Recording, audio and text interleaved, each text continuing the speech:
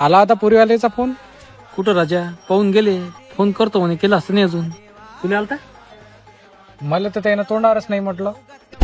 वय वाया चाललं, पोरीवाले राजा उभे करून राहिले, भले भावडले त्याचे. माझ्या तर राजा केस मांग मांग चालल्या पायवर.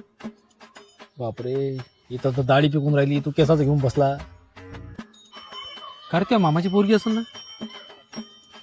मामाची पोरगी तर आहे, पण माझी मामी बदमा आहे ना, ते देऊन राहिला पुरीले.